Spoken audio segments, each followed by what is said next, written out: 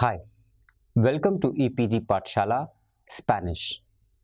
I am Rajiv Saxena and I teach Spanish in the Center of Spanish, Portuguese, Italian and Latin American Studies in the Jawaharlal Nehru University, New Delhi.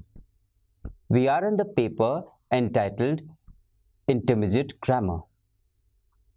In this module, which is entitled Past Imperfect Tense, we have the objective of teaching you in this module whatever that we can about the imperfect tense.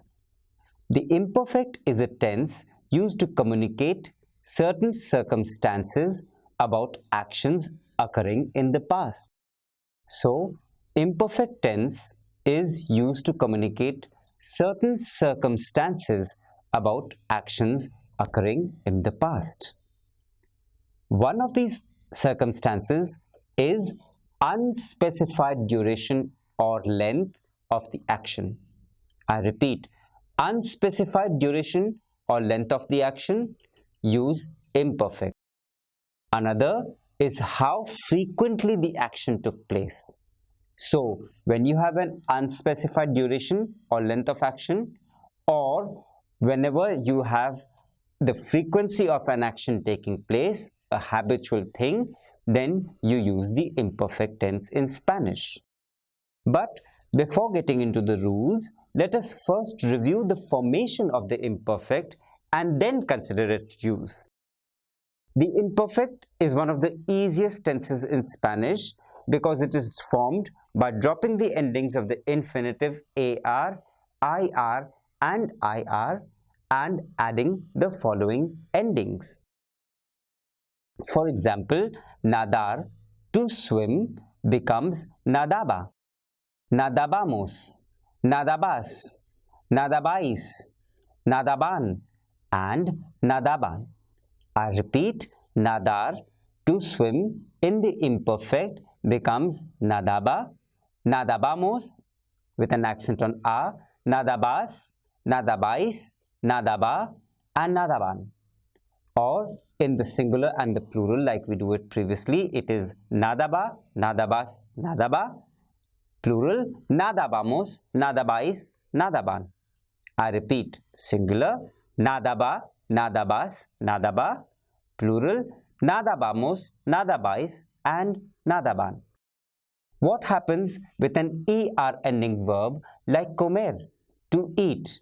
In the imperfect, it becomes ia, ias, ia, iamos, iais, ian. So, comer becomes comía, comías, comía, singular, comíamos, comíais, and comían, plural. I repeat, comer in the imperfect becomes, because it's an ER ending verb, it becomes ia, ias, ia, iamos, iais, ian. So, it is comía, comías, comía, comíamos, comíais, and comían. It is as simple as that. So, let us move on to the third verb, which is the IR ending verb category. Let us pick up any verb which is of an IR ending verb, and let's pick up vivir for example. Vivir is vivia, vivias, vivia, viviamos, viviais, and vivian. I repeat, vivir. All we have to do is to drop the IR and put ia, ias, ia, iamos, iais, ian with accent on all the I's, and it becomes vivia, vivias, vivia, viviamos, viviais, vivian. So, this is the way and this is the pattern that you have to see and learn in the imperfect tense of Spanish. Please note that the imperfect tense, the ER and IR verbs share the same endings, and all the forms have a written accent mark. I've already told you before that the ER like comer and IR like vivir share the same endings and all the forms have a written accent mark. The nosotros form is the only AR verb with a written accent mark. So, the difference between the two, the AR ending verbs only in the nosotros form have written accent mark, and in the ER and IR, all the forms have a written accent mark. I think of all the tenses, imperfect of Spanish is the easiest one to pick up. So take a printout from the e-text, look at all the different verb categories and start learning it up and using the imperfect tense of Spanish to talk about things in the past. Where are the irregular verbs in the imperfect? As I have already told you that this is the easiest tense to learn, there are only 3 verbs with irregular constructions in the imperfect. So I repeat, only 3 verbs of the whole plethora of Spanish verbs which are irregular conjugations in the imperfect.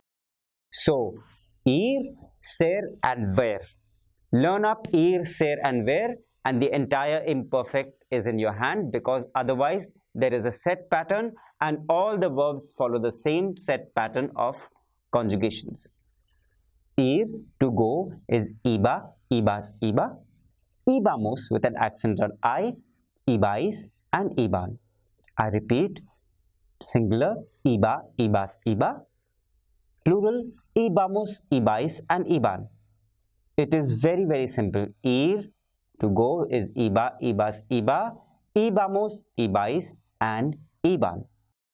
The other verb that we have mentioned is ser, to be. And the conjugation of ser in the imperfect tense past in Spanish is era, eras, era. Éramos with an accent on a, erais, eran. I repeat, era, eras, era, singular. Éramos, erais, eran, plural. And thirdly and lastly is where, to see. Over here also it is very simple. Where is irregular, so we have veía, veías, veía, veíamos, veíais and veían.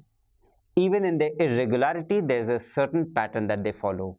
Learn up these 3 verbs of the imperfect which are irregular and you'll have the entire imperfect at your fingertips.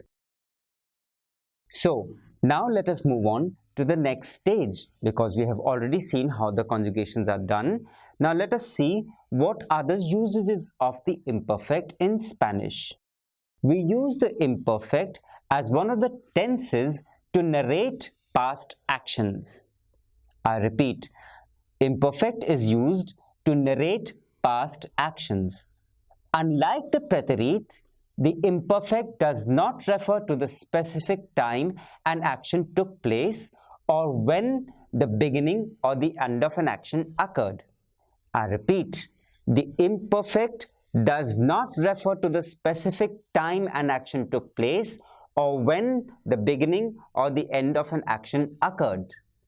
The imperfect tense describes the ongoing duration of an action or how frequently the action took place. So, if it is a habitual thing or it continues for a long time, then we use the imperfect tense. So, for habitual things which are lasting for a long time or narrate past actions, we use the imperfect tense because you're not having any specific time an action took place or the beginning or the end of an action which is occurring. Another thing to be kept in mind is when we are describing continuing or ongoing actions in the past. When you're talking about the continuing or ongoing actions in the past, also we use the imperfect. For example, Kush tenía muchos amigos y pocas preocupaciones. Kush had many friends and few worries. Kush tenía muchos amigos y pocas preocupaciones. The above example refers to a past time, tenía. It does not tell us exactly when or for how long was Kush in these circumstances. The speaker's message with tenía includes the notion of a continuing action in the past. So, to indicate actions that took place on a regular basis and actions that were repeated or habitual or customary in the past, we use the imperfect. Cuando Iqbal vivía en Nueva Delhi, iba al teatro con frecuencia.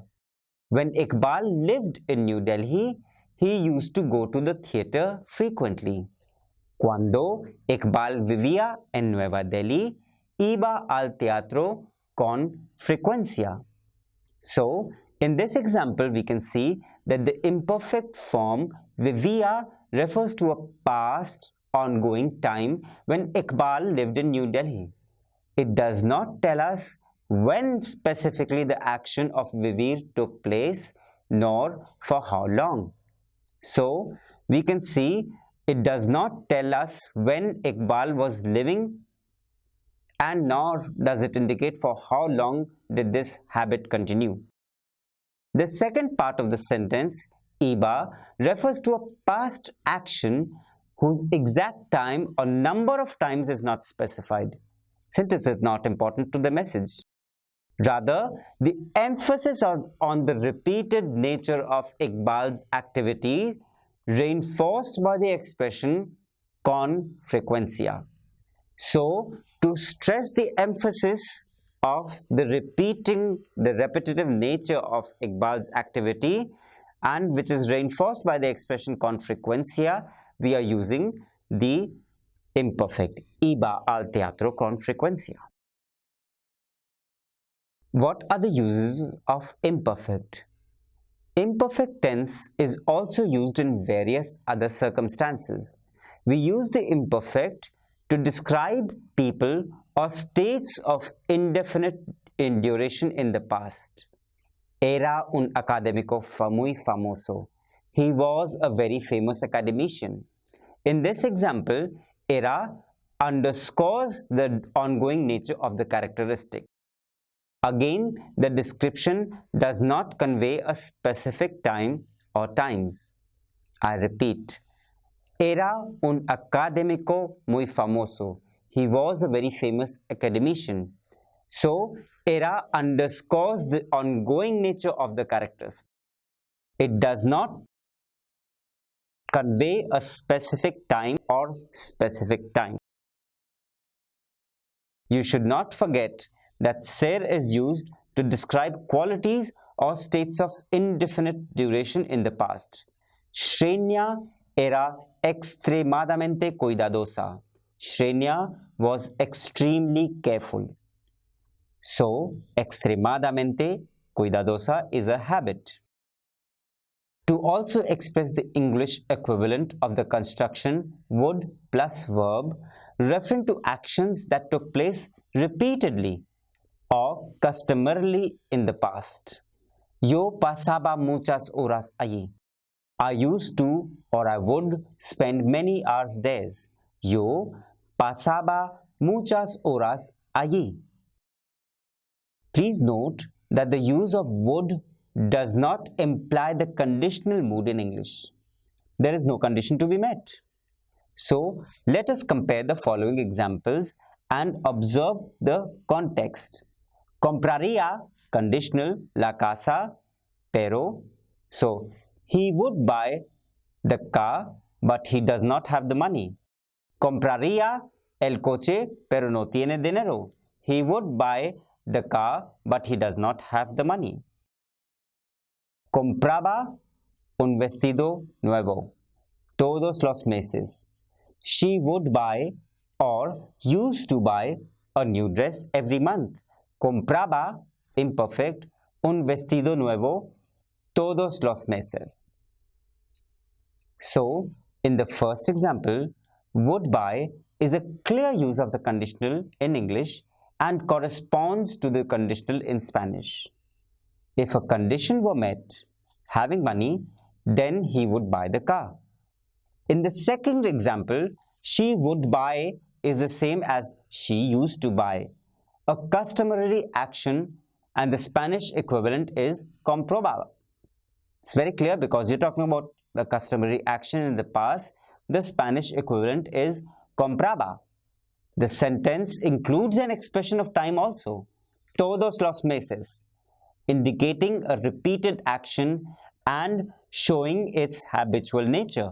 That is why it is compraba, because it's a habit and it is a repeated action in the past. So, in the same way, certain expressions of time stress the customary or repetitive nature of actions in the imperfect tense. We will talk about a list to know about this, and please take a printout of this list and keep in mind to use these expressions when you use the imperfect to communicate repeated actions in the past.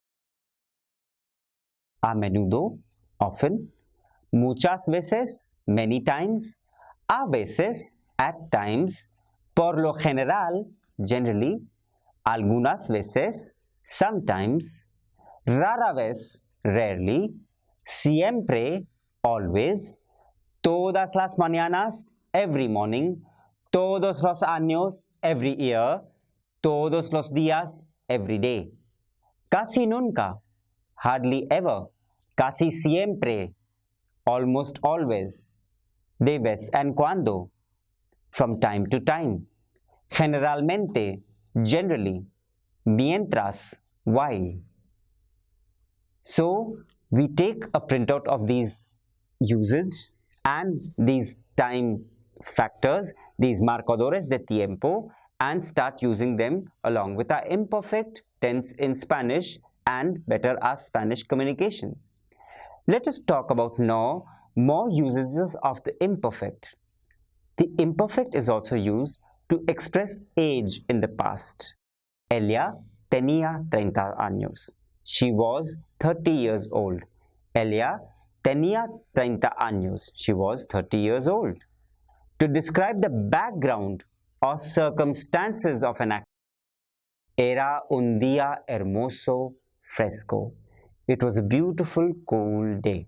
Era un día hermoso, fresco. It was a beautiful, cool day. To indicate the time of day in the past. Eran las 5 de la tarde. It was 5 in the afternoon. Eran las 5 de la tarde. So, let us move on to see other usages. The imperfect is also used to express the past, to indicate a mental state, a mental action, or a state of indefinite duration with verbs such as sentir, creer, conocer, pensar, querer, and saber. Because mental states are considered ongoing conditions. So, verbs like sentir, creer, conocer, pensar, querer, and saber usually take on the imperfect because these are verbs of indefinite duration time. Él pensaba en mí. He thought about me. Nos conocíamos desde que éramos pequeños. We have known each other since we were little. Le gustaba caminar por las calles. He used to like walking down the streets. I repeat, él pensaba en mí. Nos conocíamos desde que éramos pequeños. Le gustaba caminar por las calles. In the Spanish equivalent of the English ing forms, referring to past actions, we use the imperfect. Usually, they refer to simultaneous actions as there is no specific time in the past. There is no mention of specific time in the past and they are simultaneous action. That is why we use the imperfect tense. Yo trabajaba y él me ayudaría. I was working and he was helping me. Note that you will learn more about the imperfect in the next chapter or the next paper, which is Advanced Grammar, where you will also learn about the contrast between the preterite and the imperfect. So let us have a quick revision of all that we have done till now. The imperfect tense is used to refer to actions in the past that occur repeatedly. I used to walk every day. Yo caminaba cada día. This is an action in the past that occurred repeatedly. Yo caminaba cada día. The imperfect tense is also used to refer to actions in the past that occurred over an extended period of time. I used to eat paella frequently. Yo comía frecuentemente paella. Because you're talking about an action in the past that occurred over an extended period of time.